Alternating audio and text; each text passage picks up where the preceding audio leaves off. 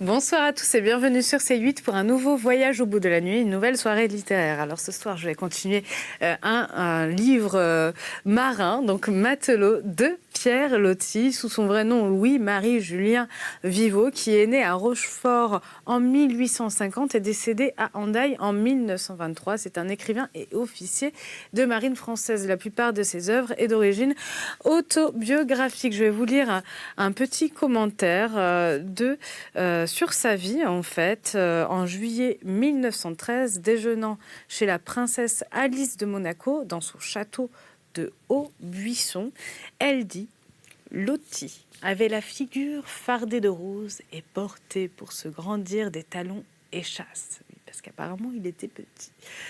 Dans son étrange visage luisaient des yeux admirables, couleur d'aigue marine, d'une profondeur mystérieuse voilée d'inquiétude. Ce regard lointain, comme perdu dans un rêve, était troublant. Il parlait peu, mais quand il narrait, il le faisait avec la poésie colorée, inimitable, qui rappelait ses livres prestigieux dont le charme appartient à l'éternité. Voilà, donc je vais vous lire son roman Matelot qui fait partie d'une trilogie sur des romans de la mer de Pierre Loti. N'hésitez pas à réagir sur les réseaux sociaux #VBN ainsi que sur notre page Facebook Voyage au bout de la nuit et je vais continuer la lecture de ce roman. Nous en étions au chapitre 17.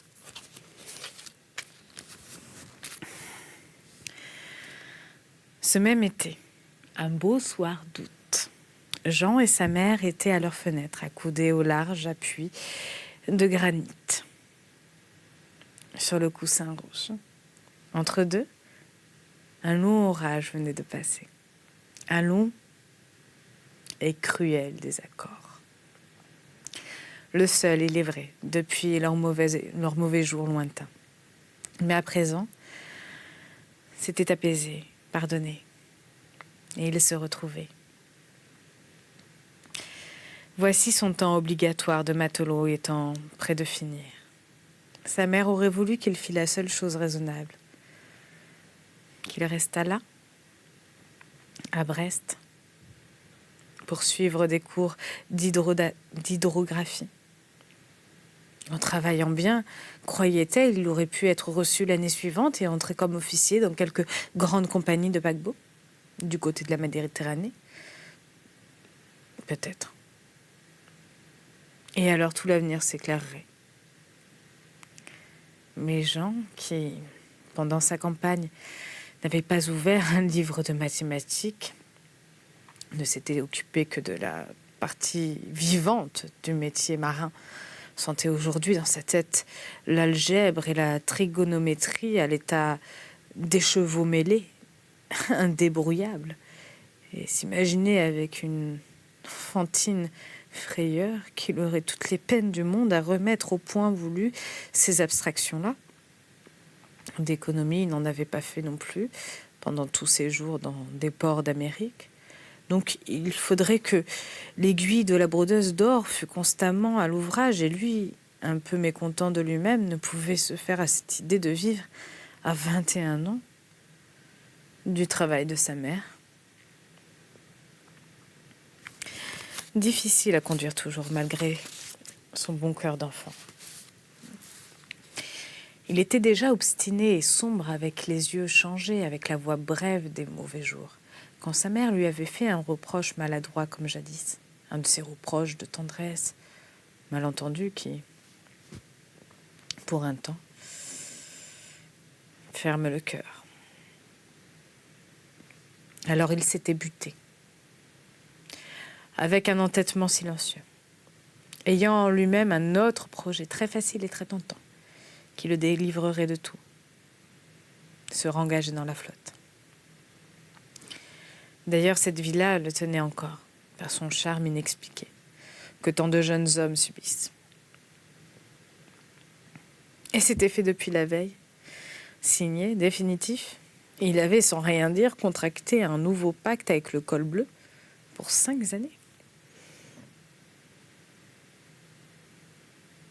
À son réveil ce matin, il s'était tout de même senti angoissé, envahi comme d'un pressentiment de mort en présence de cet acte irréparable. Pendant le déjeuner silencieux, il l'avait annoncé à sa mère, comme incidemment, en quelques mots secs et détachés. Elle, qui s'en était presque doutée, l'avait regardé, sans une réponse, sans une exclamation d'étonnement, avec des yeux de douleur, tout de suite inondés de larmes. Alors vaincu à son tour, il l'avait prise dans ses bras. Et tout avait été fini. Ils étaient restés ensemble dans une longue étreinte de tendresse et de pardon. Les deux abandonnés, que ce nouvel aspect de l'avenir accablait, d'abord davantage. Mais comment ? Comment voulais-tu que je fasse en cela ? Lui disait-il, sur un ton de bon reproche bien doux. Et il la persuadait presque, comme il était tout pour elle. La joie de l'avoir une fois de plus retrouvée lui faisait admettre à présent ses raisonnements quelconques, sans plus de discussion ni de contrôle. Pendant l'après-midi, ils avaient refait ensemble leur projet sur ces bases nouvelles, discutant ensemble les meilleurs moyens de tirer parti de la situation ainsi changée. Il allait partir au plus vite pour une campagne. Il était justement dans les premiers sur la liste de départ. Un officier connu à bord de la Résolue lui avait promis de le faire embarquer dans la quinzaine sur le Navarin pour un tour du monde de 10 mois. Il travaillait pendant cette longue traversée sans distraction au large de toutes les terres habitées. Il reviendrait avec des économies, maintenant qu'il était quartier-maître. Il pourrait alors, comme matelot, suivre des cours. Tant d'autres le font. Et une fois reçu, il serait congédié de droit et ses 5 années se trouveraient réduites à 2.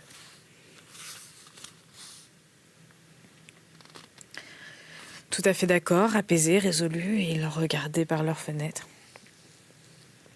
Le soir d'été fini.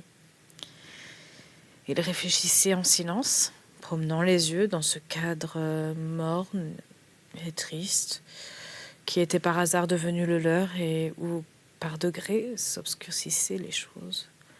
Le petit jardin en terrasse au-dessous d'eux, les granites des murs, les ardoises des toits, les hautes cheminées, très nettes sur le ciel jaune. Pour eux, les lendemains remplis d'incertitude dépendaient entièrement de leur force de volonté et de travail. Mais ils avaient confiance et surtout, ils se sentaient unis à présent plus que jamais. Après cette crise mauvaise dont ils avaient tous deux souffert et qui lui avait fait presque entrevoir à elle la déception suprême, le vide affreux de douter de lui. Chapitre 28. Une fatalité de décision mal prise. D'espérances irréalisées, de projets manqués, continuait de poursuivre la vie de Jean. Il ne partit pas pour ce tour du monde. L'équipage du Navarin fut complété sans lui. D'autres marins de son grade, sur lesquels on n'avait pas compté, étaient rentrés de la mer et, d'après certaines règles fixes, avaient pris place, les premiers sur la liste d'embarquement, où l'on ne cède guère son tour. Il passa l'hiver à Brest, auprès de sa mère. Un peu plus d'aisance encore leur était venue. Sa solde de quartier maître aidant, il dépensait le moins possible pour lui-même. Et le dimanche, sa mère avait pu reprendre un peu de choses près, à peu de choses près, sa mise d'autrefois, pour sortir avec lui. Il a mené chez lui quelques amis à col bleu. Non pas, bien entendu, de ces braves enfants de la côte dont il faisait si volontiers sa compagnie, mais des fils de famille égarés dans la flotte, qui, par exception, comme lui-même, étaient des déclassés honnêtes et gentils. Il en invitait même à dîner, dans la petite salle à manger mieux montée, où les beaux vases rapportés d'Antibes se garnissaient de fleurs pour la première fois depuis la fuite en exil. Et pendant ce repas, il s'inquiétait que les choses eussent bonne façon, et que sa mère surtout y parut comme une dame. Il s'excusait du très modeste service et volontiers mettait la conversation sur le cher passé. Comme les gens ayant eu des malheurs. Parlait de la maison d'Antibes, de l'argenterie vendue, s'exagérant bien un peu à lui-même ce confort de jadis. Son préféré était un garçon frêle et timide, nommé Morel, fils d'un pasteur protestant du centre de la France, attiré là par des voyages rêvés et par la mer inconnue. Marin pitoyable du reste. Et qui en avait conscience. Continuel souffre-douleur des terribles sergents d'armes. Après l'avoir d'abord pris simplement sous sa protection par pitié, Jean s'était attaché à lui. Alors, petit aparté, ce ne sont que des rumeurs, mais il semblerait qu'il y aurait des possibilités pour que cet auteur eût été gay à cette époque. Donc forcément, ça se disait moins, c'était moins ouvert à cette époque, donc il n'y a pas vraiment de preuves, mais il y a beaucoup d'indices qui suggéreraient ça. Voilà. Petit aparté, je continue ma lecture tout simplement. Après l'avoir d'abord pris simplement sous sa protection par pitié, Jean s'était attaché à lui. Et lui avait eu bientôt un étonnement complet en trouvant chez ce protecteur si matelot des raffinements extrêmes, des conceptions du passé d'Orient, de lumière et de mort plus immenses et plus mystérieuses que les siennes propres. Ne fut pas que gay, hein. Les rumeurs bisexuelles. Ils s'étaient tout de suite charmés mutuellement, par beaucoup de points communs et par d'excessifs contrastes. Ces deux êtres, appelés à être envoyés d'un moment à l'autre aux deux bouts opposés du monde et à ne jamais se revoir. Ce Morel avait, dans la même grande rue qu'habitait Jean, une petite chambre de matelot à 10 francs par mois, où il entassait des livres, sa seule possession terrestre, et où il se retirait pour lire. Dans cette bibliothèque, d'un choix déjà très exclusif, Jean furetait assez dédaigneusement, n'en admettant que la quintessence. Et Morel s'amusait de voir son ami, si peu lettré, ouvrir tel ou tel volume, en parcourir 2 pages et dire sans appel: Non, pas ça. Mais pourquoi? Demandait en riant le pâle garçon très érudit. Eh bien, que veux-tu que je t'explique, moi? Ça me dit rien, voilà tout. Et chaque fois, il avait raison. L'ouvrage, même très habile, manquait d'âme. On n'en avait qu'une trop petite. Très peu de livres, du reste, étaient au niveau et dans la région spéciale de son grand rêve. Inexprimé, imprécis, auquel il eût été si incapable de donner une forme quelconque. Les romans de mœurs du jour, même les plus excellents, ne l'intéressaient guère, parce que sa simplicité ignorait les complications de la vie contemporaine. Elle planait au-dessus, quand elle ne s'amusait pas à des enfantillages à côté.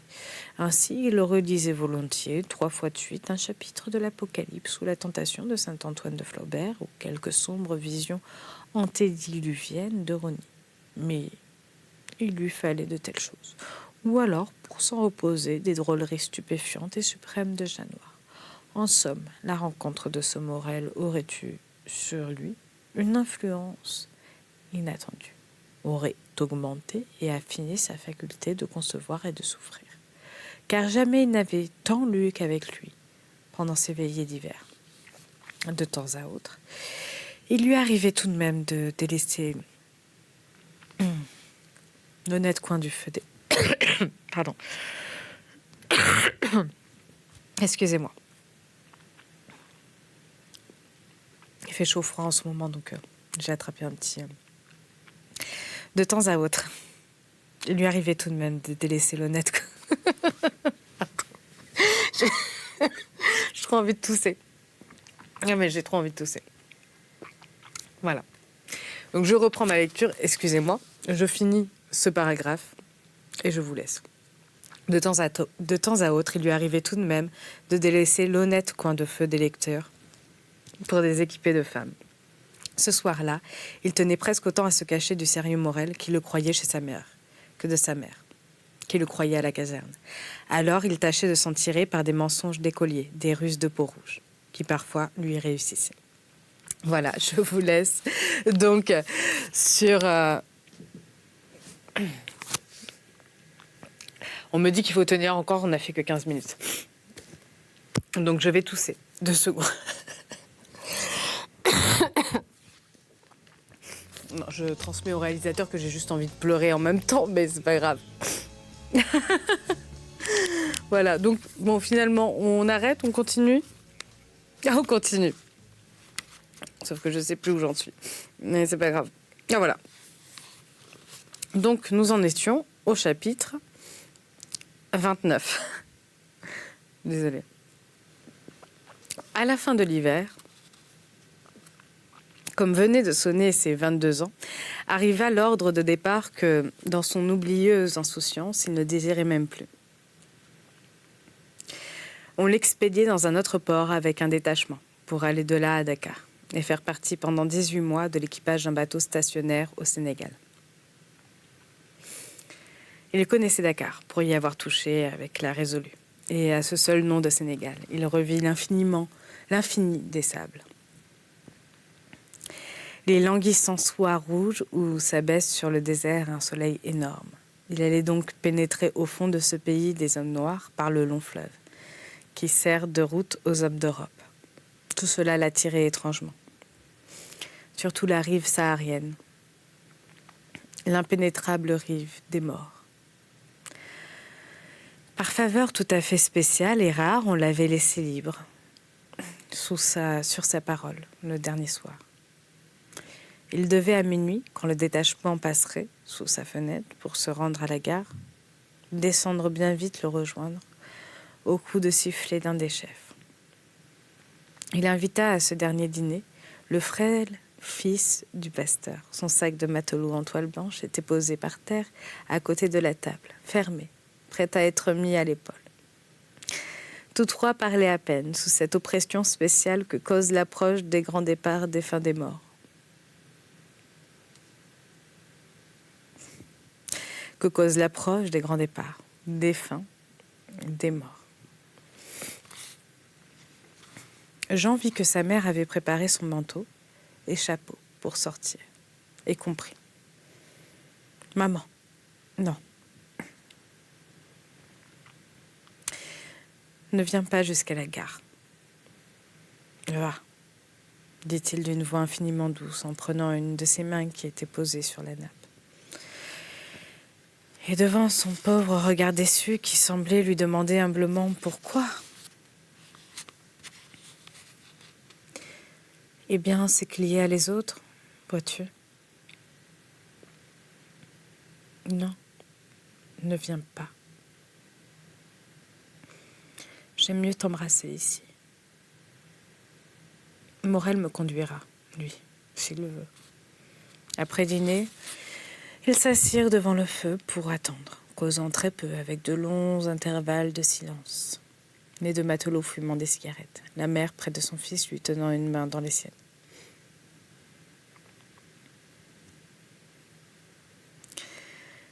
Maman, avant que je parte, montre-moi les chères petites choses, tu sais, la redingote, la canne, tout. Je veux revoir. Et comme elle semblait hésiter en jetant les yeux sur cet étranger assis là. Quoi?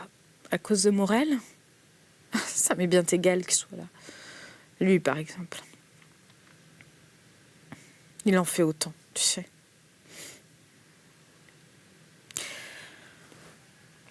Alors elle lui montra, l'une après l'autre sur la table, les reliques qu'il avait demandées. Il les regardait en courbant la tête sans rien dire.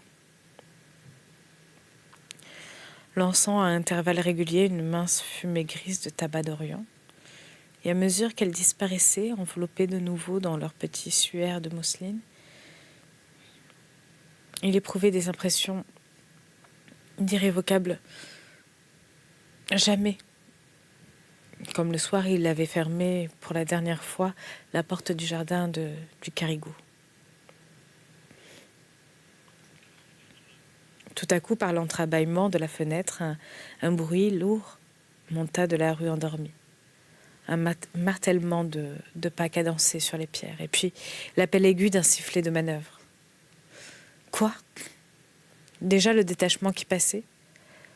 Alors elle était en retard, la pendule, ou arrêtée.